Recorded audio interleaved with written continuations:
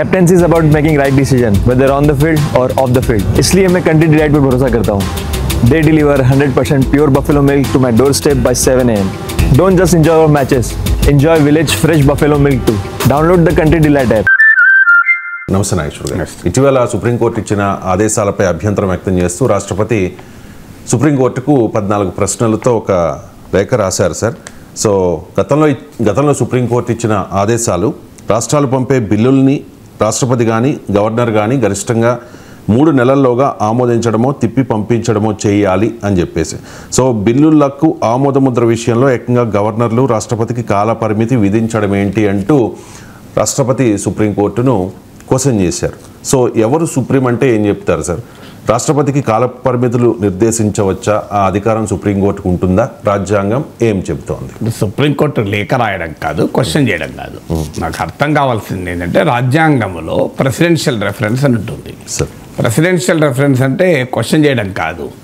Presidential reference అంటే రాజ్యాంగం పైన క్లారిఫికేషను భారత రాష్ట్రపతి సుప్రీంకోర్టు అడగడాన్ని ప్రెసిడెన్షియల్ రెఫరెన్స్ అంటారు. నిన్న రాసింది లేఖలు కాదు, లేఖలు రాయరు రాష్ట్రపతులు. సుప్రీంకోర్టుకు మధ్య లేఖ ఏంటి? వ్యక్తుల మధ్య లేఖ ఉంటుంది, వ్యవస్థ కదా. అది ప్రెసిడెన్షియల్ రెఫరెన్స్ అంటే పలానా దాని మీద మాకు క్లారిటీ కావాలి అని అడిగారు. అందువల్ల అది విమర్శించడమో కాదు, అది ప్రశ్నించడం అంతకంటే కాదు. ఎందుకంటే సుప్రీంకోర్టు ఒక రాజ్యాంగబద్ధమైన అత్యున్నత వ్యవస్థ, రాష్ట్రపతి రాజ్యాంగబద్ధమైన అత్యున్నత వ్యవస్థ. ఈ 2 వ్యవస్థల మధ్య ప్రశ్నించడము విమర్శించడము అనేది మన రొటీన్ పొలిటికల్ లాంగ్వేజ్ ఉంటుంది, అది కరెక్ట్ కాదు. సో రాష్ట్రపతిని సుప్రీంకోర్టు ప్రశ్నించదు, సుప్రీంకోర్టు రాష్ట్రపతి ప్రశ్నించరు. రాష్ట్రపతి భారత రాజ్యాంగంలోని ఉన్న ప్రొవిజన్ ప్రెసిడెన్షియల్ రెఫరెన్స్ కింద సుప్రీంకోర్టును కోరింది, మీరు క్లారిటీ ఇవ్వండి అని. సో సుప్రీంకోర్టు ఏం కోరింది? ఒకటి, ఇటీవల state of Tamil Nadu versus governor of Tamil Nadu మధ్య జరిగిన కేసులో సుప్రీంకోర్టు సంచలనమైన సృజనాత్మకమైన సెన్సేషనల్ అండ్ క్రియేటివ్ జడ్జిమెంట్ ఇచ్చింది. సో భారత రాజ్యాంగంలో ఎక్కడ రాష్ట్రపతి గవర్నర్ బిల్లులపైన యాక్ట్ చేసడానికి కాలపరిమితిని నిర్దేశించలేదు. ఇప్పుడు రాజ్యాంగం గవర్నర్లో భారత రాజ్యాంగంలో ఆర్టికల్ 201 ప్రకారము ఏం చేయాలో రాజ్యాంగం చెప్పింది తప్ప ఎప్పటి లోపల చేయాలని చెప్పలేదు. గవర్నర్ విషయంలోనైతే యాజ్ సూన్ యాజ్ పాసిబుల్ అన్నారు, కానీ రాష్ట్రపతి విషయంలో అది కూడా అన్నట్లేదు. కానీ సుప్రీంకోర్టు ఏమన్నది? అలా అని చెప్పి మీరు నిర్ణయం తీసుకోకుండా ఉండవచ్చా, నిరవధికంగా నిర్ణయం తీసుకోకుండా ఉండవచ్చా? ఇప్పుడు రాజ్యాంగం ఏం చెప్తోంది క్లియర్గా? ఒక శాసనసభ ఆమోదించిన బిల్లు గవర్నర్ ముందుకు వస్తే గవర్నర్ ముందు 3 ఆప్షన్స్ ఉన్నాయి. ఏ, ఆమోదించడం, బి, తిరస్కరించి వెనక్కి పంపించడం, సి, రాష్ట్రపతి పరిశీలనకు నివేదించడం. ఈ 3 ఆప్షన్స్ కాక తమిళనాడు గవర్నర్ సిఎన్ రవి ఉద్దేశపూర్వకంగా 4వ ఆప్షన్ ఆయనకైనా తెచ్చుకున్నాడు. రాజ్యాంగం లేనిది, నేను దానిపైన కూర్చుంటా, నేనేమే తీసుకోను. దీన్నే pocket veto or absolute veto అంటారు. అంటే నిర్ణయమే తీసుకోకుండా ఉండడం. ఎంతకాలం తీసుకోను నా ఇష్టం, యాజ్ సూన్ యాజ్ పాసిబుల్ అని ఉంది కదా దాంట్లో. రాజ్యాంగంలో ఎక్కడన్నా కాలపరిమితి ఉందా? యాజ్ సూన్ యాజ్ పాసిబుల్ ఉంది కనుక నా దృష్టిలో యాజ్ సూన్ యాజ్ పాసిబుల్ 50 ఏళ్ళు కూడా యాజ్ సూన్ యాజ్ పాసిబులే అని ఆయన దానిపైన నిర్ణయం తీసుకోలేదు. పంజాబ్ కేసులో సుప్రీంకోర్టు అలా ఉండదు. రాజ్యాంగం ప్రకారము మీ దగ్గరకు బిల్లు వచ్చినప్పుడు ఒక రీజనబుల్ టైంలో దానిపై నిర్ణయం తీసుకోవాలి తప్ప దాంట్లో కాలపరిమితి లేదు కదా, నేను ఇష్టం వచ్చినంత సమయం తీసుకోవడం అనేది కరెక్ట్ కాదు అని ఎప్పుడైతే సుప్రీంకోర్టు అబ్జర్వేషన్ చేసిందో ఆగమేఘాల మీద వాటి రాష్ట్రపతికి పంపాడు. సో ఒకసారి ఈవెన్ తిరస్కరించిన బిల్లు మళ్ళీ పంపిండు, మళ్ళీ శాసనం పంపినా కూడా మళ్ళీ రాష్ట్రపతి పంపాడు. రాష్ట్రపతి మళ్ళీ నిర్ణయం తీసుకోరు. అప్పుడు ఏం చేయాలి సుప్రీంకోర్టు? అంటే రాజ్యాంగ స్ఫూర్తి బుట్ట దాఖలవుతుంటే సుప్రీంకోర్టు ప్రేక్షక పాత్ర వహించాలా? రాజ్యాంగము, రాష్ట్రపతి, గవర్నర్లు రాజ్యాంగబద్ధంగా వ్యవహరిస్తాయని భావించి రాజ్యాంగంలో అలా రాశారు. లేకపోతే సమయ కాలపరిమితి ఉండదా? రాజ్యాంగంలో ఎందుకు రాశారు కాలపరిమితిని? ఎందుకు రాయలేదు? With confidence, with faith in the office of constitutional offices. రాజ్యాంగబద్ధమైనటువంటి పదవుల్లో ఉన్నవారు రాజ్యాంగబద్ధంగానే వ్యవహరిస్తారని విశ్వసించి రాజ్యాంగంలో స్పష్టంగా కాలపరిమితి నిర్దేశించలేదు. దాని ఉద్దేశం రాజ్యాంగ స్ఫూర్తికి భిన్నంగా వివరించమని రాష్ట్రపతికి గవర్నర్కి ఎవరు లైసెన్స్ ఇవ్వలేదు. అది సుప్రీంకోర్టు అందుకేమన్నదంటే ఇలా కాదు, కొన్ని అంశాల్లో 1 నెల రోజులు మీరు నిర్ణయం తీసుకోవాలి, కొన్ని అంశాల్లో మీరు 3 నెలల్లో నిర్ణయం తీసుకోవాలి అని గవర్నర్కు రాష్ట్రపతికి క్లియర్గా పేర్కొన్నారు.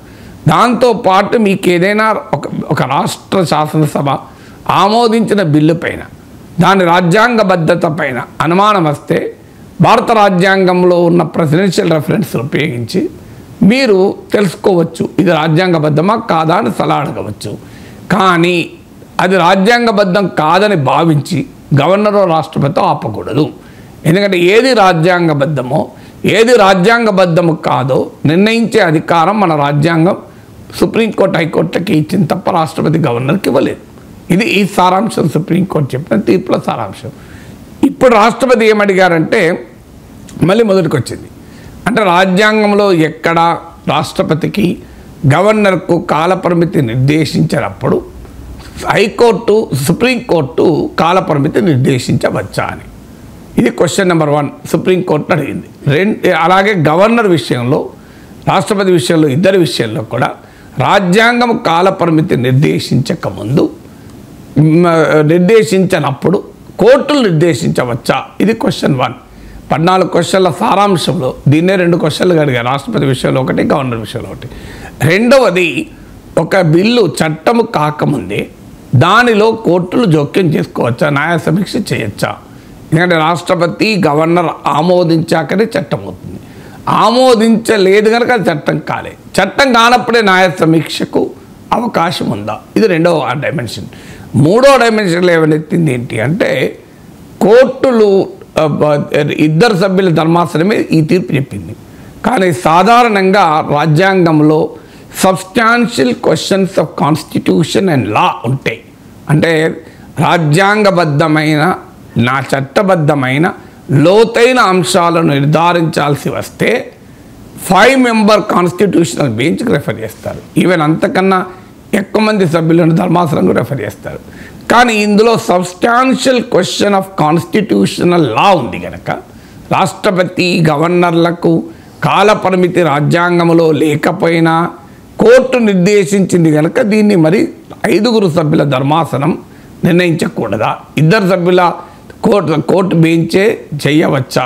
ఎందుకంటే ఇది substantial question of constitutional law కనుక substantial questions of constitutional law ఏ కేసులో వచ్చినా గతంలో సుప్రీంకోర్టు 5 సభ్యుల ధర్మాసనం, 7 సభ్యుల ధర్మాసనం, 9 మంది సభ్యుల ధర్మాసనాలు ఏర్పాటు చేసి దాన్ని మరింత లోతుగా పరిశీలించింది తప్ప 2 సభ్యుల న్యాయమూర్తుల ధర్మాసనాలు తీర్పులు చెప్పలేదు కదా.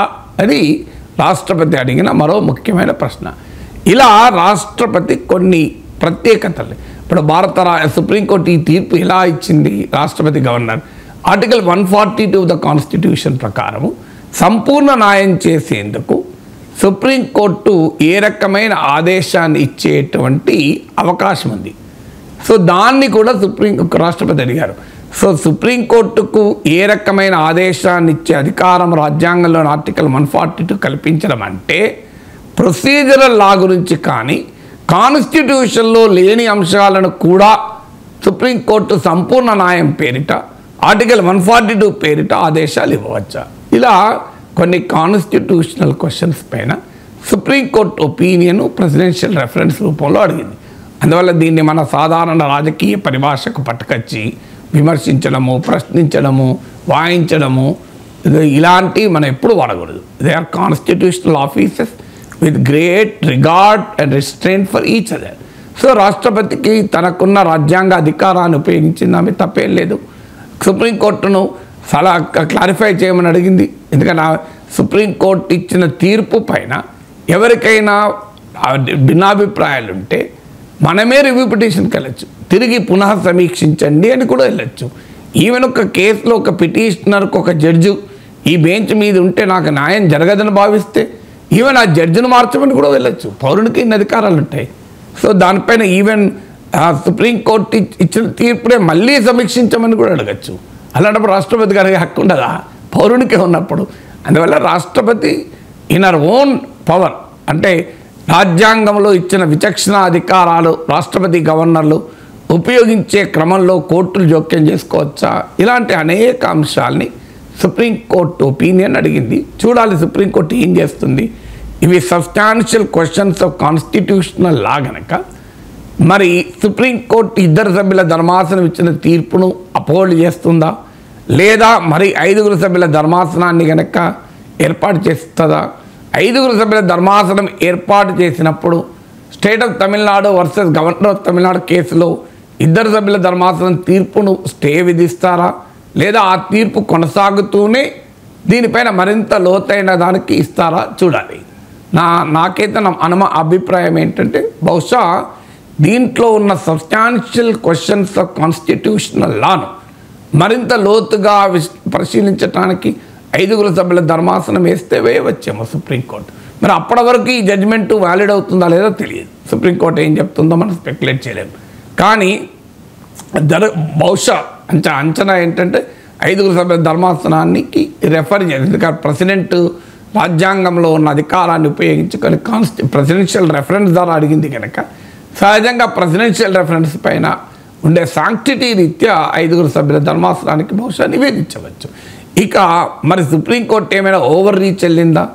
ఇప్పుడు రాష్ట్రపతి అడిగిన ప్రశ్నలు, రాష్ట్రపతి అడిగిన క్లారిటీ, ప్రశ్నలు అంటే 2 రకాలు ఉంటాయి. విషయం తెలుసుకోవడానికి ప్రశ్న అడగచ్చు, విమర్శించడానికి ప్రశ్న అడగచ్చు. ప్రశ్నించడం వేరు, ప్రశ్న వేయడం వేరు, రెండింటి మధ్య తేడా ఉంది. ఇప్పుడు రాష్ట్రపతి ప్రశ్న క్లారిటీ కొరకు తప్ప క్వశ్చనింగ్ కొరకు కాదు, క్లారిటీ అడిగింది. సో ఇప్పుడు ఒక టీచర్కు స్టూడెంట్ ప్రశ్న అడుగుతాడు, అది విమర్శ కాదు. ముఖ్యమంత్రిని ప్రతిపక్ష నేత అడుగుతాడు ప్రశ్న, అది విమర్శ.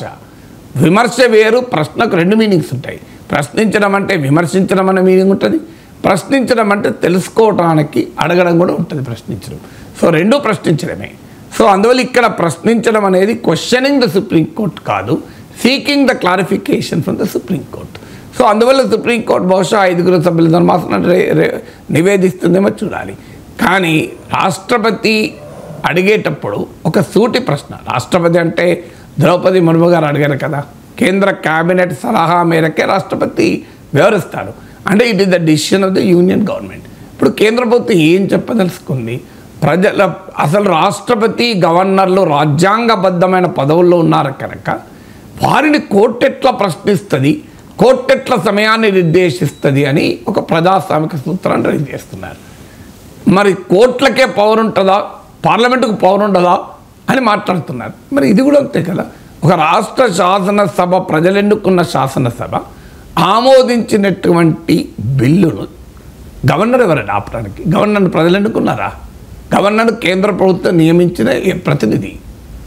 ఈనాటి కాలంలో అయితే గవర్నమెంట్ ఆఫ్ ఇండియా ఏజెంట్ లాగా పనిచేస్తున్నారు, పచ్చి ఏజెంట్ లాగా. గవర్నర్కు ఉండే హోదాను గంగలో కలుపుతున్నారు. గంగలో కూడా కాదు, మురికి కాలువలో కలుపుతున్నారు. గంగలో కలిపినా కనీసం ఇంత పాపనాశనం అవుతుంది.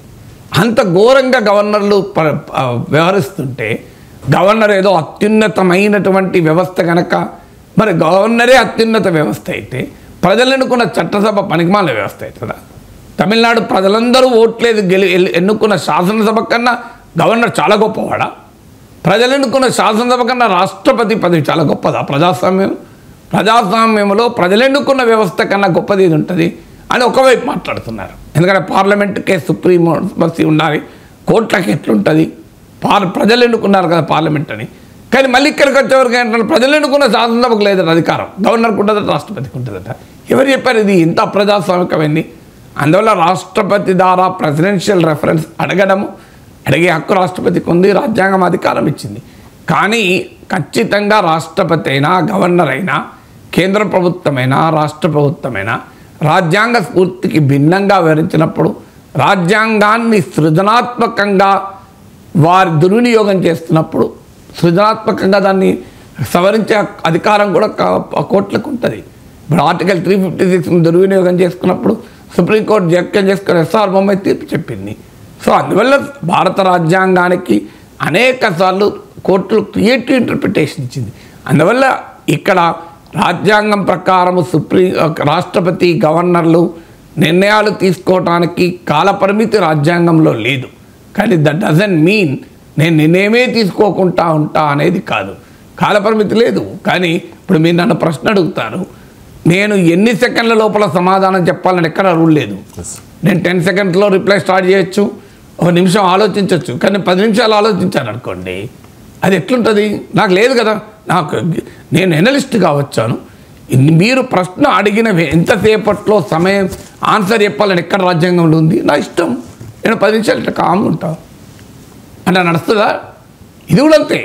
నీకు అధికారం ఉంది కరెక్టే, కానీ కాలపరిమితి లేదు కదా అని చెప్పి నేను అసలు నిర్ణయమే తీసుకోను. నా ఇష్టం. 10 బిల్లులు, 1 కాదు 2 కాదు. ఇప్పుడు దాంతో సుప్రీంకోర్టు ఏం చెప్పింది? గవర్నర్ ఆమోదించకపోయినా, రాష్ట్రపతి ఆమోదించకపోయినా ఆ బిల్లు చట్టమేటట్టుగా ప్రకటించింది.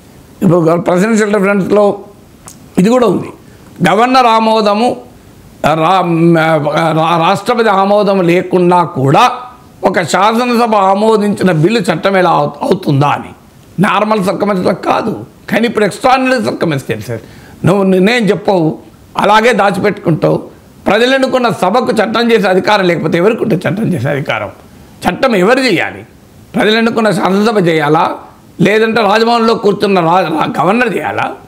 రాజ్భవన్లో రాష్ట్రపతి నిలయంలో కూర్చున్న రాష్ట్రపతి చట్టం చేస్తారా? చట్టం ఎవరు చేస్తారు? మీరు కామన్ క్విజ్ క్వశ్చన్ అడగండి స్కూల్ పిల్లల్ని. భారతదేశ రాజ్యాంగం ప్రకారము చట్టాలు ఎవరు చేస్తారు? ఏ, శాసనసభ లేదా పార్లమెంట్, బి, గవర్నర్, సి, రాష్ట్రపతి, డి, కోర్టులు. ఎవరు చేస్తారు? కామన్ సెన్స్ 8వ తరగతి 9వ తరగతి సోషల్ స్టడీస్ స్టూడెంట్ చెప్తాడు, శాసనసభ లేదా పార్లమెంట్ మాత్రమే చట్టం చేస్తుంది. గవర్నర్ చేయరు, రాష్ట్రపతి చేయరు, ఈవెన్ కోర్టులు కూడా చట్టం చేయదు. చేసిన చట్టం రాజ్యాంగ పద్ధతులు కోర్టులు చెప్తాయి తప్ప కోర్టే చట్టం చేయదు. చట్టం చేసేది చట్టసభలే. చట్టం చేసిన తర్వాత ఇది రాజ్యాంగబద్ధమా కాదా అని కోర్టులు తీర్పు చెప్తాయి. కోర్టు తీర్పు చట్టం అయిపోతుంది. కానీ ఇది కామన్ కదా, ఏ సోషల్ స్టడీస్ స్టూడెంట్ అంటే చెప్తారు. సింపుల్గా మళ్ళీ క్విజ్ క్వశ్చన్. భారత రాజ్యాంగం ప్రకారం చట్టాలు చేసే అధికారం ఎవరికి ఉంది? ఏ, శాసనసభ లేదా పార్లమెంట్, బి, గవర్నర్, సి, రాష్ట్రపతి, డి, ఉపరాష్ట్రపతి. ఆన్సర్ రాష్ట్రపతి కాదు కదా, ఆన్సర్ గవర్నరా కాదు కదా. ఇది ఆ సింపుల్ యాజ్ దట్ కదా. సో దీని ఇంత సింపుల్ కాన్స్టిట్యూషనల్ క్వశ్చన్కు ప్రెసిడెన్షియల్ రెఫరెన్స్ ఎందుకు, ధర్మాసనాలు ఎందుకు, తీర్పులు చెప్పడం ఎందుకు? 6వ తరగతి 7వ తరగతి సోషల్ స్టడీస్ స్టూడెంట్ చెప్తారు కదా ఇది. సో చట్టాలు చేసే అధికారం ఎవరికి ఉంది? చట్టసభకే ఉంది. గవర్నర్ ఆమోదించడము, రాష్ట్రపతి ఆమోదించడం ఇది ఓన్లీ ప్రొసీజరల్, అది కాన్స్టిట్యూషనల్ కాదు కదా. అడ్డుకునే అవకాశం ఎట్లుంటుంది? అది ఓన్లీ ఒక సెరిమోనియల్ హెడ్, గవర్నర్ అయినా రాష్ట్రపతి అయినా సెరిమోనియల్ హెడ్ కనుక సంతకం పెడతారు. ఇప్పుడు మన పెళ్ళిళ్ళలో 90 ఏళ్ళు అసలు మంచం మీద ఉన్న తాత పేరిటనే పెళ్లి పత్రిక పోతుంది అంటే అర్థం తాతే పెళ్లి చేస్తాడా? వచ్చి తాతే నిలబడి అన్ని పనులు చేస్తాడా? చేయడు. ఇంట్లో తాత ఉన్నాడు, మాట కూడా రాకపోయినా తాత పేరిటనే మత్ నా ప్రథమ పుత్రుడైనా అని ఉంటుంది. నా కొడుకు పెళ్లి కార్డు ఎట్లా పోయింది? నా పేరు మీద పోలే, మా అన్నయ్య పేరిట పోయింది. అది మన సాంప్రదాయం కదా. కె రాణా ప్రతాప్, కె రమ అని చెప్పి మా అన్నయ్య వదనల పేరిట పెళ్లి పత్రిక ఉంటుంది. మత్ నా సోదరుడైన కె నాగేశ్వర్, కె శ్రీలక్ష్మిల కుమారుడైన రాహుల్ అని పెయింటింగ్ తప్ప మా అన్నయ్య వాడు నాకన్నా తక్కువన, వాడు మాజీ ఎమ్మెల్సీ కదా, వాడు ప్రముఖ విశ్లేషకుడు కదా అని నా పేరు రాలే కదా, మా అన్నయ్య పేరు మీద పోయింది కార్డు. ఇదొక రూల్. మా అన్నయ్య పేరు మీద కార్డు కదా అని మా అన్నయ్య ఈ సంబంధం నాకు నచ్చడం లేదురా, నువ్వు చేసుకోవద్దని నేను ఊకుంటానా, కొడుకు ఊకుంటాడా? పెళ్లి సంబంధం కుదుర్చుకునే నేనే మాది, కానీ పెళ్లి పత్రిక మాత్రం మా అన్నయ్య పేరిట పోతుంది. చూడండి, ఈ ఆలు బాగాలేదురా అంటే నేను ఊకుంటానా? ఫైనల్గా నాకు నచ్చితే నేను నా ఇష్టం, నా కొడుకు ఇష్టం, నా భార్య ఇష్టం, మధ్యలో వాళ్ళు ఉండదు కదా.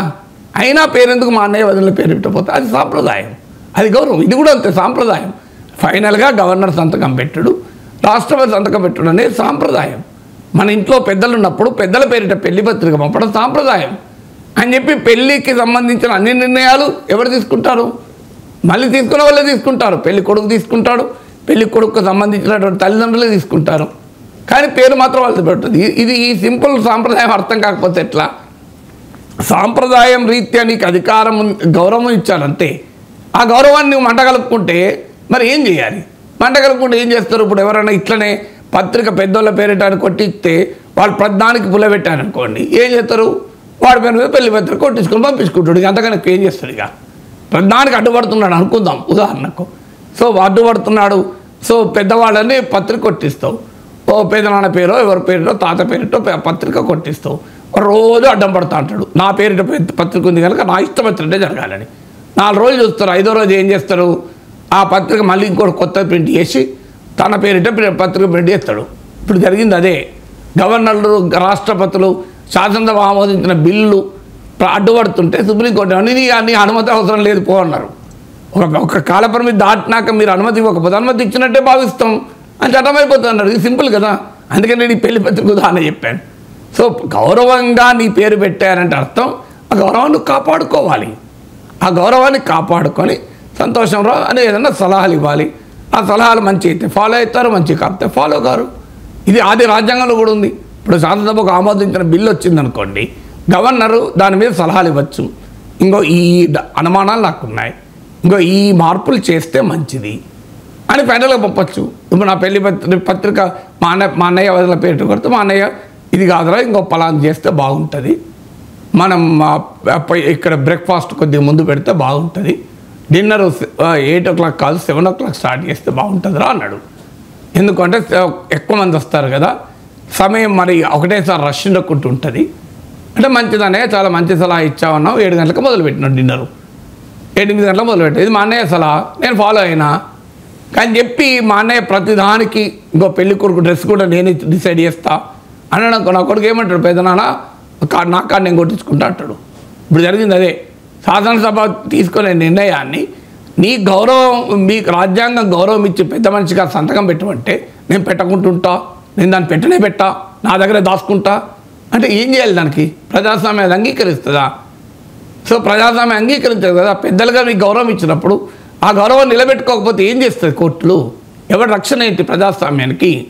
గౌరవం ఇచ్చినప్పుడు అది అధికారంగా భావించి ప్రజలు ఎన్నుకున్న శాసనసభ కన్నా నాకే పవర్ ఉందని గవర్నర్లు వివరిస్తే ఏం చేయాలి? సుప్రీంకోర్టు ప్రేక్షక పాత్ర పోషిస్తుందా? అందుకే సుప్రీంకోర్టు గవర్నర్ నీవు 3 నెలల్లో డిసైడ్ చేయి, 4 రోజులు డిసైడ్ చేయకపోతే డిసైడ్ అయినంటే భావిస్తామని చెప్పింది కోర్టు. ఇంతకన్నా ఏం చేస్తుంది చెప్పండి? ఇక అమెరికా ఉత్పత్తులకు భారత్లో 0 టారిఫ్, ఇది భారత్ ప్రకటించలేదు, ట్రంపే ప్రకటించుకున్నారు. భారతే ఈ ఆఫర్ ఇచ్చిందని కూడా ట్రంప్ కామెంట్ చేశారు సార్. సో ఈ వ్యాఖ్యల్ని, ట్రంప్ చేసిన వ్యాఖ్యల్ని భారత్ ఖండించింది. జయశంకర్ కూడా అభ్యంతరం వ్యక్తం చేశారు. రీసెంట్గా మనం చూసాం కదా సార్, అమెరికా పాక్ భారత్ యుద్ధం విషయంలో కూడా నేనే ఆపా అంటూ ట్రంప్ మాట్లాడారు. అంటే అప్పుడు కూడా భారత్ ఖండించింది.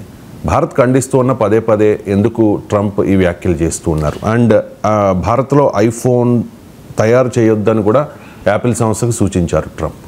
ఇప్పుడు ట్రంప్ ఎందుకు చేస్తున్నారు అన్నది ఇంపార్టెంట్ కాదు సార్. అది ట్రంప్ ఇష్టము. ట్రంప్ ఏమైనా మన స్వభావమా లేదా అమెరికన్ ఇంట్రెస్ట్లా పక్క పెడదాం. మనకు కావాల్సింది మన దేశం ఏం చేయాలి. ట్రంప్ ఏం చేస్తాడన్నది ట్రంప్ ఇష్టం. ట్రంప్ మీరు నేను చెప్తే మారుతారా? మన స్టూడియోలో ఖండించామనుకోండి ట్రంప్ వైఖరిని, ట్రంపే మారడు కదా. ట్రంప్ తన ప్రయోజనాల కొరకు, తన దేశ ప్రయోజనాల కొరకు చేస్తాడు, సింపుల్. దానికి ఏమీ పరిశోధించాల్సింది ఏమీ లేదు. కానీ ఇక్కడ కీలకమైన అంశం ఏంటంటే అది నిజం కాదా అనే చర్చ కూడా నేను చేయడం లేదు. ఎందుకంటే ట్రంప్, మీరు అన్నట్లు ట్రంప్ చేసిన వ్యాఖ్యల్ని మన విదేశాంగ మంత్రి వివరణించారు. ఖండించుడన్న పదం కన్నా వివరణించారు. భారత్ అమెరికా వాణిజ్య చర్చలు జరుగుతున్నాయి, ఇంకా ఏ నిర్ణయమూ జరగలేదు. ఏ ఒప్పందమైనా ఇరు దేశాల ప్రయోజనాల్ని కాపాడాలి, ఇట్ షుడ్ బి పరస్పరం ప్రయోజనకరంగా ఉండాలి అని మన ఫారిన్ మినిస్టర్ క్లారిటీ ఇచ్చాడు. We believe him. ఎందుకంటే మన వాణిజ్య మంత్రి, కామర్స్ మినిస్టర్ పీయూష్ గోయల్ బహుశా రేపో ఎల్లుండో వెళ్తున్నాడు అమెరికాకు. సో కానీ ఒక కన్సర్న్ అయితే ఇక్కడ వ్యక్తమయ్యేది ఏంటంటే అమెరికన్ ప్రెసిడెంట్ చెప్పిందే నిజమైతే భారతదేశ వ్యవసాయ పారిశ్రామిక రంగాలు కుదేలవుతాయి.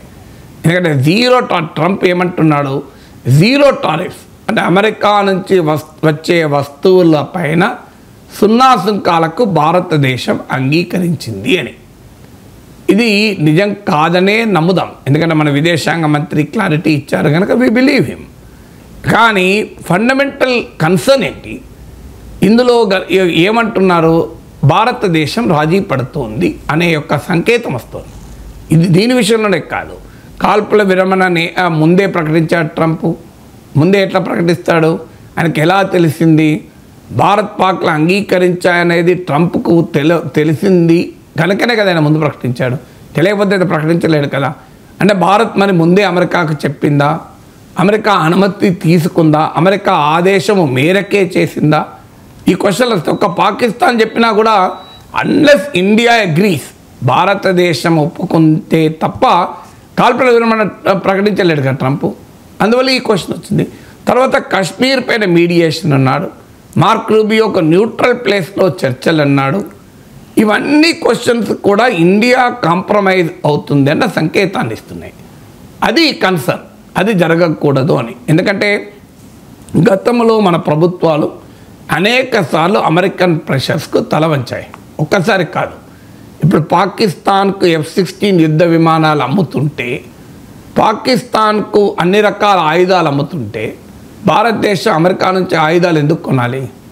చాలా స్పష్టంగా ఆయుధాలు వేరు, చాక్లెట్లు వేరు. చాక్లెట్లు ఎవరికైనా అమ్మచ్చు, మీరు అభ్యంతరం లేదు. కంప్యూటర్లు ఎవరికైనా అమ్మచ్చు, ల్యాప్టాప్లు ఎవరికైనా అమ్మచ్చు, ఫర్నిచర్ ఎవరికైనా అమ్మచ్చు. కానీ ఆయుధాలు ఇద్దరికి అమ్మకూడదు. ఇద్దరికి అమ్మితే ఆయుధం ఎట్లవుతుంది? వెపన్ అంటే ఏంటి? నేను నా శత్రువును కొట్టడానికి వాడేది వెపన్. కానీ నాకిచ్చే వెపన్ ఇచ్చేవాడు, శత్రువుకు వెపన్ ఇచ్చేవాడు ఒక్కడే అయితే అది దేశ రక్షణకు భద్రతకు ప్రమాదం కాదా? ఇది ఆ సింపుల్ అస్ కదా. సో నాకు వెపన్ అమ్మేవాడు, నా శత్రువుకు వెపన్ అమ్మేవాడు ఒక్కడే అయితే నా వెపన్ సీక్రెట్స్ నా శత్రువుకు పోవా? ఇది సింపుల్ క్వశ్చన్ కదా. మనం ఇప్పుడు సోవియట్ యూనియన్ కాలం నుంచి రష్యా కాలం వరకు మనము ఆయుధాలు కొంటూ వచ్చాం. కానీ పాకిస్తాన్కు వాళ్ళు ఆయుధాలు అమ్మింది తక్కువ, మనకు మాత్రమే అమ్మేవారు, మనకు కొంటుండేవారు. కానీ అమెరికా ఇవాళ ఒత్తిడి పెంచుతూ భారతదేశంతో ఆయుధాలు కొనిపిస్తుంది. దానికి గణాంకాలే ఉదాహరణ. మీకు ఈ పీరియడ్లో 2006 to 2010లో భారతదేశం చేసే మొత్తం డిఫెన్స్ ఇంపోర్ట్స్లో 75% రష్యా నుంచి ఉండేది. అది ఇప్పుడు 36% తగ్గింది. ఇది మంచిది. ఈవెన్ రష్యాపై కూడా ఆ స్థాయిలో డిపెండెన్స్ మంచిది కాదు. ఖచ్చితంగా మన డిఫెన్స్ ప్రొక్యూర్మెంట్ డైవర్సిఫై కావాలి, అభ్యంతరం లేదు. అమెరికా షేర్ ఇదే పీరియడ్లో 1% నుంచి 10% పెరిగింది. అభ్యంతరం లేదు, ఎందుకంటే డైవర్సిఫై కావాలి. కానీ సమస్య ఎక్కడ వస్తుంది? అమెరికా పాకిస్తాన్కి అమ్ముతోంది, మనకు అమ్ముతోంది. పాకిస్తాన్కి F-16 యుద్ధ విమానాలు అమ్మింది, మనకు F-35 అమ్ముతానంటోంది. మన వాళ్ళు కొంటామనడానికి దాదాపు ఎగ్రీ అయ్యారు. అంటే ఏంటి? అమెరికా తయారు చేసిన F-35 యుద్ధ విమానంలో మన పైలట్లు, అమెరికా తయారు చేసిన F-16 యుద్ధ విమానంలో పాకిస్తాన్ పైలట్లు కొట్టుకుంటారా? ఈ రెండు ప్లేన్లను అమెరికాలో కూర్చొని వాడు డిసైడ్ చేస్తాడు ఏది కూలాలి ఏది కూలకూడదు అని. ఎందుకంటే ఈ F-35 యుద్ధ విమానంలో కిల్లర్ స్విచ్ ఉంది అని కూడా అనుమానం. కిల్లర్ స్విచ్ అంటే అమెరికా ఆపాలని కూడా ఆపచ్చు, దాన్ని పని చేయకుండా చేయొచ్చు. మరి క్రూషియల్ టైంలో అమెరికా కనుక ఆపింది అనుకోండి, ఎందుకంటే ట్రంప్ దృష్టిలో పాకిస్తాన్ కూడా గొప్ప కంట్రీ కదా, ఇది గ్రేట్ నేషన్, గ్రేట్ లీడర్ కదా. మీరు కాల్పుల విరమణ జరపకపోతే మీ F-35 విమానాలు పనిచేయకుండా చేస్తామన్నాడు అనుకోండి, పరిస్థితి ఏంటి మనది? ఎందుకంటే F-35 విమానం ఆధునిక విమానం, నిరంతరం దాని సాఫ్ట్వేర్ అప్డేట్ చేయాలి. అది ఎవరు అప్డేట్ చేస్తారో అమెరికానే అప్డేట్ చేయాలి. అజ్యూమింగ్ దట్ ఆపరేషన్ సింధూర్ మధ్యలో ఉంటాం, పాకిస్తాన్ పైన కాల్పులు జరుపుతుంటాం, అమెరికా చెప్తుంది మీరు కాల్పులు ఆపండి అని. మేము ఆపమన్నాం అనుకోండి, మీ F-35 అప్డేట్ చేయం అని అమెరికా అంటే మన పరిస్థితి ఏంటి? ఈ డిపెండెన్స్కి ఎందుకు అంగీకరిస్తోంది భారతదేశం? ఇప్పుడు భారత ప్రభుత్వం దాదాపు F-35 కప్పుకున్నది. మరి పోనీ F-35 మించిన యుద్ధ విమానాలు లేవా అంటే హూతీలు F-35 విమానాన్ని కూలగొట్టారు. హూతీలు ఏమన్నా కంట్రీ కాదు, అదొక రిబెల్ ఫోర్సు. ఆ హూతీలకున్న పవర్ ఏంటి? హూతీలు రెడ్ సీ పైన F-35 యుద్ధ విమానాన్ని కూల్చారు వాళ్ళు. ఇది అమెరికా కూడా ఎక్నాలెడ్జ్ చేసింది. హూతీస్ షూట్ డౌన్ US F-35 గూగుల్లో కొట్టినా వస్తుంది మనకు. మరి అలాంటప్పుడు మనం ఎందుకు F-35 కొంటున్నాం అంటే అమెరికా ఒత్తిడికి భారత ప్రభుత్వం మెత్తబడుతోంది అన్న దానికి ఉదాహరణ. ఆల్రెడీ ఇప్పుడు ట్రంప్ దగ్గరికి చర్చలకు పోకముందే, భారత ప్రధానమంత్రి అమెరికా పర్యటనకు ముందే మీకు హార్లీ డేవిడ్సన్, టెస్లా లాంటి వెహికల్స్కు ఉపయోగపడేలా పన్నులు బడ్జెట్లు తగ్గించారు. 110% నుంచి 70% తగ్గించారు. మరి ఇది రాజీ కాదా? సో ఇలాంటి ఉదాహరణ, రాజీ పడని ఉదాహరణలు కూడా ఉన్నాయి. ఇప్పుడు ఉదాహరణకు S-400 కొంటే మీ పైన ఆంక్షలు విధిస్తామన్నా ఇండియా వినలే. రష్యా నుంచి ఆయిల్ కొంటే ఒప్పుకోమన్నా వినలే. ఎస్ నిజమే. కానీ ఇరాన్ నుంచి ఆయిల్ కొనొద్దు అని అమెరికా ఆంక్షలు పెడితే మనం ఆపేశాం. మోడీ ప్రభుత్వం ఆపింది. ఒకప్పుడు భారతదేశం మొత్తం చమురు దిగుమతుల్లో 10% ఇరాన్ నుంచి ఉండేది. అది చాలా చీప్ ఆయిల్. ఇరాన్ నుంచి చాలా చౌక. అమెరికా నుంచి అంత దూరం నుంచి ఆయిల్ రావడం కన్నా ఇరాన్ నుంచి ఆయిల్ వస్తే చీప్. ఇరాన్ నుంచి ఆయిల్ వస్తే ఇంకో అడ్వాంటేజ్, మనం డాలర్లు ఇవ్వాల్సిన అవసరం లేదు, రూపాయలు ఇవ్వచ్చు. రూపాయలు ఇచ్చినప్పుడు వాడు మళ్ళీ మన దగ్గరే వస్తువులు కొనుక్కోవాలి, ఇంకో మార్గం ఉండదు. అన్ని రకాలుగా అయినా మనం ఆపేసాం మనం ఇరాన్ నుంచి. ఆఖరికి కీలకమైన చబహర్ పోర్ట్లో కూడా అమెరికా ఒత్తిడి మేరకు మనం వెనక్కి తగ్గితే చైనా ఎంటర్ అయింది ఆ ప్లేస్లో. చైనా అడ్వాంటేజ్ తీసుకుంది. అయినా కూడా మనం చైనాకి అడ్వాంటేజ్ అయినా ఇచ్చాకైనా అమెరికా మాట వినకుండా ఉండలేదు. సో ఇలా 100 ఉదాహరణలు చెప్పచ్చు అమెరికా ఒత్తిడికి సక్సెసివ్ ఇండియన్ గవర్నమెంట్స్ ఎలా రాజీ పడ్డాయని. అందువల్ల ఈ కాంటెక్స్ట్లో చూసినప్పుడు ట్రంప్ మాటలు ఆందోళన కలిగిస్తున్నాయి. కాశ్మీర్లో మధ్యవర్తిత్వం అనడం, లేదు న్యూట్రల్ ప్లేస్లో పాకిస్తాన్తో చర్చలు అనడం, ట్రంప్ మాటల్లో ఎక్కడా పాకిస్తాన్ స్పాన్సర్డ్ టెర్రరిజం అన్న పదమే రాకపోవడం, ఈ మొత్తం చర్చలో ఎక్కడా టెర్రరిజం అన్న పదం రావడం లేదు. పాకిస్తాన్ భాష అణ్వాయుధాలు బూచి, పాకిస్తాన్ భాష ట్రంప్ మాట్లాడడం. ఈ మధ్య ట్రంప్ ఫ్యామిలీకి బిజినెస్ డీల్ కూడా కుదిరింది పాకిస్తాన్తో.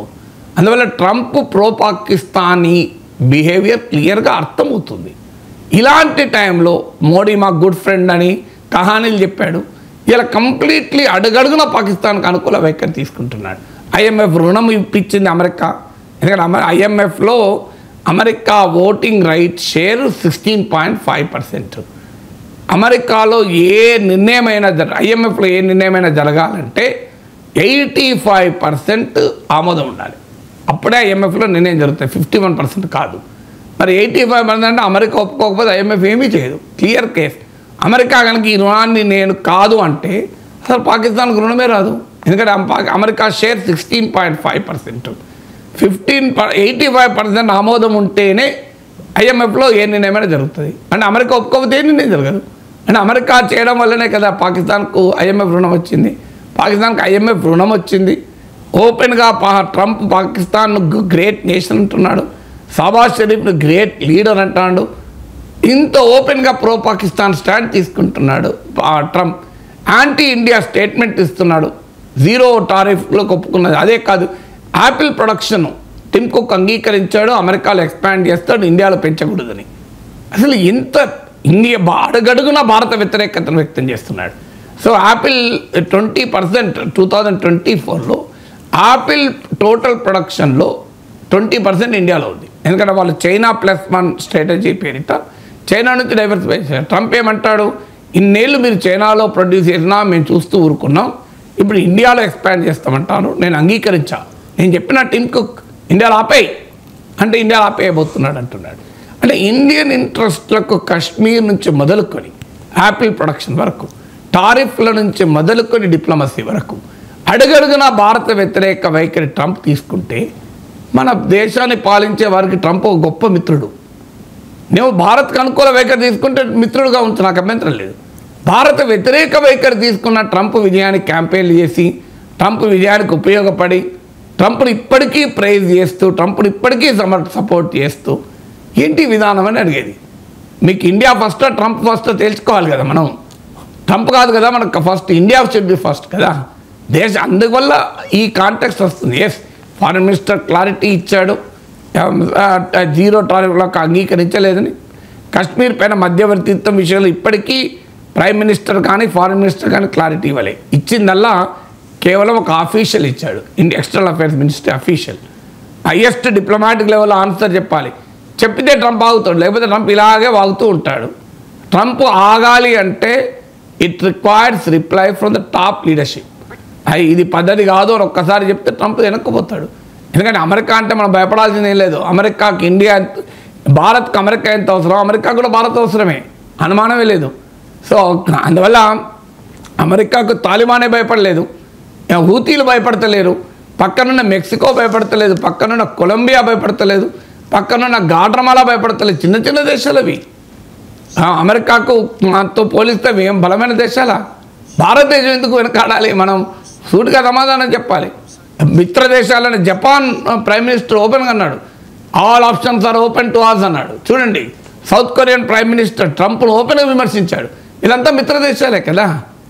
అందువల్ల ఇండియన్ ప్రైమ్ మినిస్టర్ ఎందుకు మౌనంగా ఉండాలి ట్రంప్ పైన అనేది. మెక్సికన్ ప్రైమ్ మినిస్టర్, మెక్సికో మనకన్నా స్ట్రాంగ్ నేషన్, మెక్సికో ఎగుమతుల్లో 85% అమెరికాకే. వాళ్ళు ఎంత భయపడాలి న్యాయంగా అయితే ట్రంప్కు. కానీ ఆ మెక్సికన్ ప్రైమ్ మినిస్టర్ చాలా గట్టిగా మాట్లాడారు. మన ఎగుమతుల్లో 16% అమెరికాకు. అంటే మన డిపెండెన్స్ ఆన్ అమెరికన్ మార్కెట్ ఇది only 16%. Mexican dependence on American market 85%. అయినా మెక్సికన్ ప్రైమ్ మినిస్టర్ ఓపెన్గా మాట్లాడుతున్నారు. కొలంబియా, గాట్రమాలా ఇవైనా పెద్ద కంట్రీసా? ఇప్పుడు కొలంబియా అయితే లేటెస్ట్గా China belt and road initiative జరిగింది. అంటే అమెరికాకు నచ్చని పని చేస్తానని ఓపెన్గా ప్రకటించి జరిగింది. మరి ఇవన్నీ చిన్న చిన్న కంట్రీస్ కదా. హూతీలు ఎంత వీక్ వాళ్ళు, వాళ్ళ మీద యుద్ధ విమానాలు ప్రయోగించిన వాడు వైపలే. ఇరాన్ అసలు నీ సంగతి ఏం తెలుస్తూ ఉంటాను. అందువల్ల మనము Indian prime minister should respond. Trump వ్యాఖ్యలకు భారత ప్రధానమంత్రి is very very damaging, Indian ఇంట్రెస్ట్లకు డ్యామేజింగ్గా కంటిన్యూస్గా 1 వీక్లో 10 సార్లు మాట్లాడాడు. ఒక్కసారిగా 2 కాదు. మళ్ళీ ఎక్కడ మాట్లాడుతున్నాడు? ఫారిన్ గడ్డ పైన మాట్లాడుతున్నాడు. సౌదీ అరేబియాలో, ఖతార్లో, అక్కడ ఇండియాకు వ్యతిరేకంగా పాకిస్తాన్కి అనుకూలంగా మాట్లాడుతున్నాడు. అంటే what message Trump is sending? Islamic దేశాలు ఈ క్రైసిస్ టైంలో పాకిస్తాన్ సపోర్ట్ చేయలే. అది ఇండియన్ డిప్లొమసీ గొప్ప విజయం. దాన్ని నాశనం చేయాలని ట్రంప్ చూస్తున్నాడా లేదా? ట్రంప్ వైట్ హౌస్లో మాట్లాడతలేడు. విచిత్రం ఏంటంటే ఇస్లామిక్ కంట్రీస్ తిరుగుతూ ఇస్లామిక్ కంట్రీస్లో ఇండియాను ఖండిస్తూ పాకిస్తాన్ను ప్రైజ్ చేస్తూ మాట్లాడుతున్నాడు. ఎంత ప్రమాదకరం ట్రంప్ వైఖరి ఒకసారి ఆలోచించండి. నేను ఇంకా సౌదీ అరేబియాలో దొరికిందే ట్రంప్కు ప్లేస్ ఇండియాను విమర్శించడానికి. ఖతార్ వేదిక దొరికిందా? సో ఏం చేస్తున్నాడు ట్రంప్? చాలా క్లియర్గా ముస్లిం కంట్రీస్ ఈ క్రైసిస్ టైంలో పాకిస్తాన్ డిజోన్ చేసుకుంటే ట్రంప్ ఏం మెసేజ్ ఇస్తున్నాడు అంటే పాకిస్తాన్ గొప్ప దేశం, గ్రేట్ నేషన్, ఇండియాను వ్యతిరేకిస్తూ పాకిస్తాన్కు అనుకూలంగా స్టేట్మెంట్లు ఇవ్వడం ట్రంప్ లక్ష్యం ఏంటి అనేది క్వశ్చనబుల్ అవుతుందా లేదా? అందువల్ల ఇప్పటికైనా భారతదేశ ప్రభుత్వం అర్థం చేసుకోవాలి. Don't invest everything in Trump. మొత్తం ట్రంప్ చూసుకుంటాడు, ట్రంప్ ఏదో గొప్ప భారత మిత్రుడు అని ట్రంప్ విజయానికి ఓవర్సీస్ బీజేపీ కూడా పనిచేసింది. ఇప్పుడేం ట్రంప్ ఏం చేస్తున్నాడు ఆలోచించండి. అల్టిమేట్లీ ట్రంప్ కాదు, డంప్ కాదు, పంప్ కాదు. Indian interest are paramount. భారత ప్రయోజనాలకు ఉపయోగపడితే సపోర్ట్ చేస్తాం. అమెరికా కానీ, చైనా కానీ, రష్యా కానీ. భారత ప్రయోజనాలకు వ్యతిరేకం ఇస్తే ట్రంప్ అయితేంది, పుటిన్ అయితేంది, జింపింగ్ అయితేంది. ఇండియా ఫస్ట్ కదా. Right sir. పాకిస్తాన్ అత్యంత బాధ్యతారహిత దేశం అండ్ రోగ్ నేషన్ కూడా. ఇదే విషయం చెప్తూ ఉన్నారు రక్షణ శాఖ మంత్రి రాజ్నాథ్ సింగ్. అండ్ ఒక ప్రపోజల్ కూడా చేశారు IAEAకి. పాకిస్తాన్ చేతిలో ఉన్న అణ్వస్త్రాల్ని మీ పరిధిలోకి తెచ్చుకోండి అని చెప్పేసి. సో IAEA పరిధిలోకి వస్తే ఏమవుతుంది సార్? అంటే IAEA అంటే ఏంటంటే ఇంటర్నేషనల్ అటామిక్ ఎనర్జీ ఏజెన్సీ. అది ఏమవుతుంది? IAEA పీస్ఫుల్ పర్పసెస్ కాకుండా న్యూక్లియర్ వెపన్స్ తయారీకి వాడుకుంటుందా లేదా శాంతియుత ప్రయోజనాలకు వాడుకుంటుందా అనేది IAEA పర్యవేక్షిస్తుంది. కానీ ఇక్కడ ముఖ్యమైనది ఎందుకు అడుగుతున్నాడు రాజ్నాథ్ సింగ్ అడిగింది చాలా కరెక్ట్ ఆర్గ్యుమెంట్. అది అవుతుందా కాదా నెక్స్ట్ క్వశ్చన్. కొన్నిసార్లు అయినా కాకపోయినా for to make a statement will make it. International కమ్యూనిటీకి, అంతర్జాతీయ సమాజానికి అర్థం కావటానికి కూడా మనం అడుగుతాము. అవుతుందా అంటే దట్స్ ఎ డిఫరెంట్ క్వశ్చన్. అవుతుంది కాదు, ఇట్స్ అవర్ స్టాండ్. ఎందుకంటే ఇవాళ పాకిస్తాన్ దగ్గర అణ్వాయుధాలు ఉన్నాయి.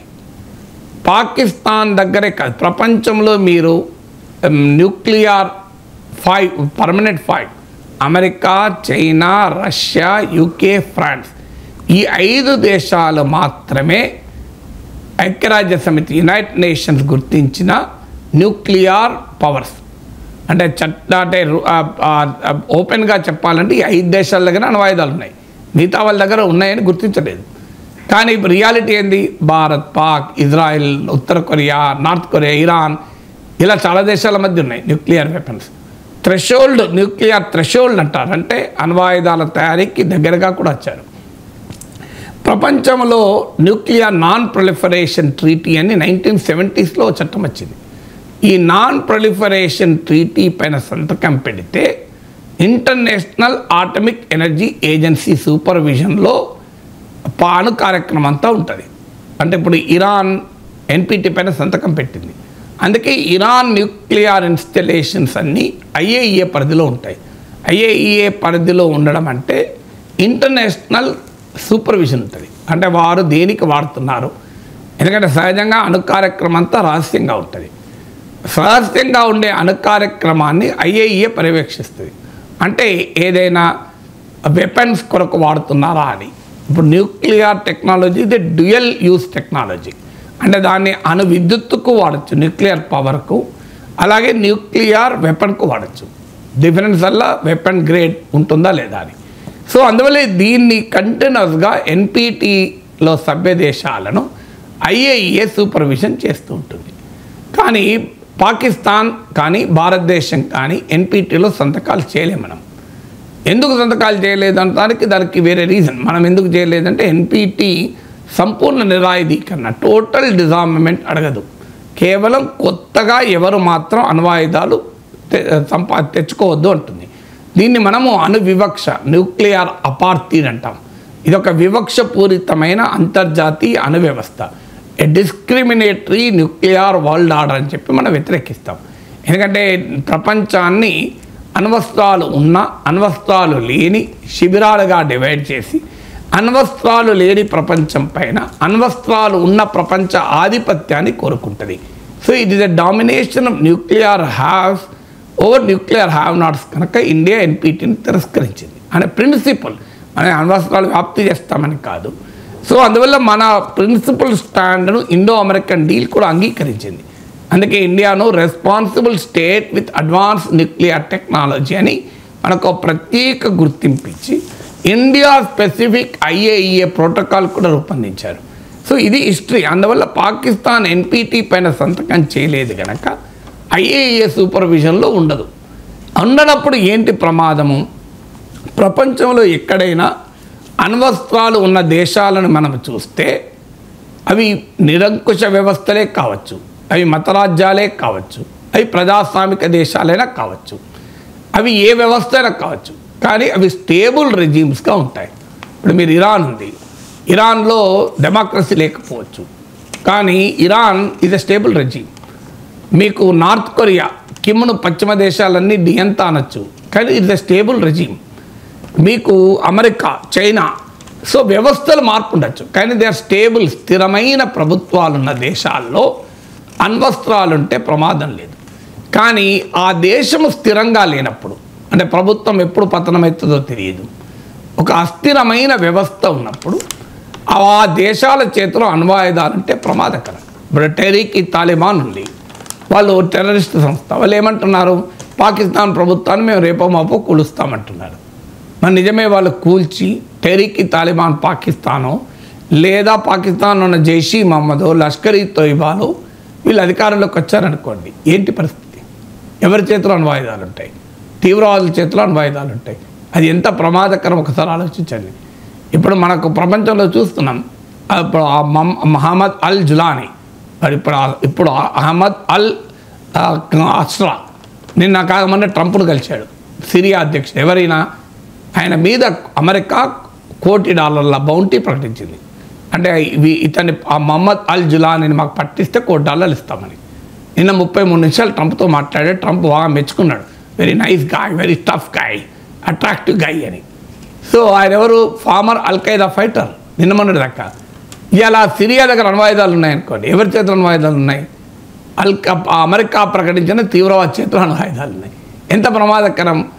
సో అందువల్ల పాకిస్తాన్లో ఉన్న ఇన్స్టెబిలిటీ రీత్యా, అందుకే రాజ్నాథ్ సింగ్ కరెక్ట్గా అన్నాడు, ఇట్స్ ఎ రోగ్ నేషన్. ఒక రోగ్ చేతిలో అణ్వాయుధాలు ఉంటే ఎంత ప్రమాదకరం! భారత్కే కాదు, ప్రపంచానికి ప్రమాదకరం. సో ఇవి ఏ జిహాదీ శక్తుల్లో చేతుల్లోకి పోవచ్చు. పాకిస్తాన్ ఒక సివియర్ ఎకనామిక్ క్రైసిస్లో ఉంది. ప్రపంచంలో ఏ పనికిమాల దేశానికి అమ్మచ్చు. నాకు కనుక మీరు ఒక $500 బిలియన్ ఇవ్వండి, మీకు మొత్తం అణ్వాయుధాలు అమ్మేస్తాను అనుకోండి, అది అమెరికా కూడా ప్రమాదకరం కదా. ఇప్పుడు అమెరికా శత్రువు ఉంటుంది, ఒక పనికిమాల దేశం ఉంటుంది.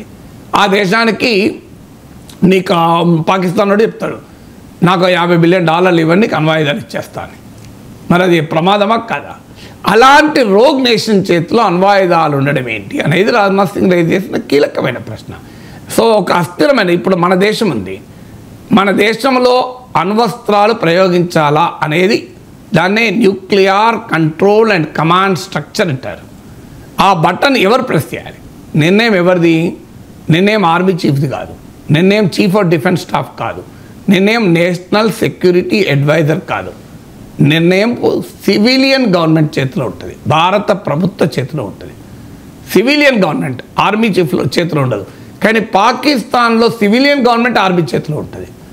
ప్రపంచంలో ప్రమాదకరమైన ఆయుధాలు ఆర్మీ చేతిలో ఉండడం చాలా డేంజరస్. ఇప్పుడు మీరు గమనించండి, సూపరింటెండెంట్ ఆఫ్ పోలీస్ ఉంటాడు, పోలీస్ దగ్గర ఆయుధాలు ఉంటాయి, కానీ ఎస్పీ కన్నా కలెక్టర్ ఇస్ పవర్ఫుల్. మీరు ఎందుకు పెడతారు? అది కారణం ఎందుకు? రీజన్ ఉంది దానికి.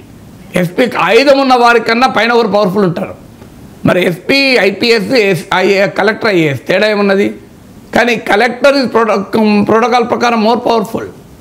And district magistrate collector, executive magistrate, quasi judicial powers ఉంటాయి కలెక్టర్కు. ఎందుకు పెడతారు ఇవన్నీ? బికాజ్ ఆ వెపన్ ఉన్న వ్యక్తి పైన ఒక కంట్రోల్ ఉండాలి. ఇప్పుడు ఆర్మీ చేతిలో వెపన్ ఉంటుంది, కానీ ఆర్మీ కంట్రోల్ ఉండదు. Control is in the hands of a civilian government. ఎందుకంటే సివిలియన్ గవర్నమెంట్స్కు ప్రజలు ఎన్నుకున్న కారణం రీత్యా ప్రజల పట్ల జవాబుదారితనం ఉంటుంది. ఆర్మీకి ఏముంటుంది జవాబుదారితనం? ఆర్మీకి పోరాడే వారికి పోరాడాలని కోరిక ఉంటుంది తప్ప ఆపాలని కోరిక ఉండదు. That is the combat is the character of the army. ఆర్మీకి ఉండాల్సిన క్యారెక్టర్ కూడా అది. ఆర్మీకి గౌతమ బుద్ధుని బోధనలు ఇంటూ శాంతిగానే ఉండాలి అనుకున్నారనుకోండి, కెన్ ఆర్మీ ఫైట్? ఆర్మీకి శాంతి బోధనలు ఎంత అవసరమో యుద్ధ బోధనలు కూడా అంతే అవసరం. That is the character of the combat forces. Combat ఫోర్సెస్కు అసలు మనము ఏముంది ప్రపంచంలో? సర్వం మిథ్య, పాకిస్తాన్ మిథ్య, కశ్మీర్ మిథ్య, తీవ్రవాదం మిథ్య, భారత్ మిథ్య అన్నాం అనుకోండి, యుద్ధం చేయగలడా? యుద్ధం చేయలేడు. కంబాట్ ఫోర్సెస్కు కంబాట్ మైండ్ సెటే ఉండాలి. కంబాట్ మైండ్ సెట్ ఉన్నటువంటి ఫోర్సెస్ చేతిలో అణ్వాయుధాలు ఉన్నాయి. అది డెమోక్రసీలో ఎక్కడైనా, అమెరికాలో కూడా American chief of army decide చేయడు, president of United States decide చేస్తాడు. కానీ పాకిస్తాన్లో ప్రమాదం ఏంటంటే ఆర్మీ చేతిలో అణ్వాయుధాలు ఉన్నాయి. ఆర్మీ చేతిలో అణ్వాయుధాలు ఆర్మీ జిహాదీ శక్తుల చేతిలో ఉంటుంది. అందుకొరకు అది ప్రమాదకరం అన్నారు. చాలా కరెక్ట్ మన రాజ్నాథ్ సింగ్ చెప్పింది. ఖచ్చితంగా పాకిస్తాన్ న్యూక్లియర్ ప్రోగ్రామ్ పైన ఆంక్షలు ఉండాలి, కంట్రోల్ ఉండాలి. Unfortunately America Iran nuclear program పైన, నార్త్ కొరియా న్యూక్లియర్ ప్రోగ్రామ్ పైన ఇంత మాట్లాడతారు. పాకిస్తాన్ న్యూక్లియర్ వెపన్స్ పైన అమెరికా కానీ, పశ్చిమ దేశాలు కానీ, యూరోపియన్ కంట్రీస్ కానీ, వెస్ట్రన్ మీడియా కానీ కంప్లీట్లీ సైలెంట్. ఈరీ సైలెన్స్ అంటారు ఇంగ్లీష్లో. అసలు ఏం చీమ చిటుక్కు కూడా అన్నంత సైలెన్స్. మరి what is this silence? Is it not criminal silence? మరి ఇరాన్ చేతిలో అణ్వాయుధాలు ఉంటే ప్రమాదకరమని రోజు ట్రంప్ అంటాడు. నార్త్ కొరియా చేతిలో అణ్వాయుధాలు ఉంటే ప్రమాదకరం అంటాడు. పాకిస్తాన్ చేతిలో ఉంటే ప్రమాదకరం కాదా? బరి తెగించి పాకిస్తాన్ నేను అణ్వాయుధాలు వాడతా అని చెప్తుంటే, నేను అణ్వాయుధాలు ప్రయోగిస్తానని బెదిరిస్తుంటే మరి అది ప్రమాదకరం కాదా? The world is why world is silent. World హిపోక్రసీని రాజ్నాథ్ సింగ్ ఎక్స్పోజ్ చేశాడు. ఒకవైపు సరిహద్దుల్లో కవ్విస్తూనే యుద్ధానికి దిగుతామంటూ హెచ్చరిస్తూనే, మరోవైపు శాంతి చర్చలకు సిద్ధము అంటూ పాకిస్తాన్ ప్రధాని షహబాజ్ షరీఫ్ చెప్తూ ఉన్నారు సార్. మోదీ ఆల్రెడీ చెప్పారు కదా సార్, చర్చలు అంటూ పాకిస్తాన్తో జరిగితే అది పీఓకే మీద, ఉగ్రవాదం మీద మాత్రమేనని చెప్పి. సో ఏం జరగవచ్చు సార్ శాంతి చర్చలు? అసలు చర్చలు ఎవరితో జరపాలి పాకిస్తాన్లో? ఎవడు అధికారంలో ఉన్నాడు? ఎవరికి పవర్ ఉంది? షహబాజ్ షరీఫ్ పవర్ ఉంది, అది చర్చిద్దామంటే. షహబాజ్ షరీఫ్ అసలు పాపులర్ లెజిటిమసీ కూడా లేడు. ఆయన రిగ్డ్ ఎలక్షన్స్లో ఆర్మీ రిగ్గింగ్ చేస్తే గెలిచాడు. సో ఆయన పార్టీ, ఆయన మిత్రపక్షమైన పాకిస్తాన్ పీపుల్స్ పార్టీ కన్నా ఇమ్రాన్ ఖాన్ మద్దతుదారులు, ఇమ్రాన్ ఖాన్ జైల్లో ఉంటే తహరీక్ ఇన్సాఫ్ను నిషేధిస్తే ఆయన పార్టీ వారు ఇండిపెండెంట్గా పోటీ చేసి 100 సీట్లు గెలుచుకున్నారు. మరి ఈ ప్రభుత్వానికి ఏమున్నది?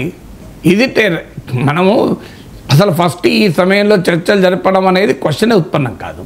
ఒకవేళ ఉత్పన్నమైంది అనుకుందాం, ఎవరితో మాట్లాడాలి మనం? ఎవడు పెద్ద మీ దేశానికి? Who is responsible in Pakistan? ఎవరితో మాట్లాడితే పని అవుతుంది? ఈ అంత గందరగోళ కంట్రీ కదా.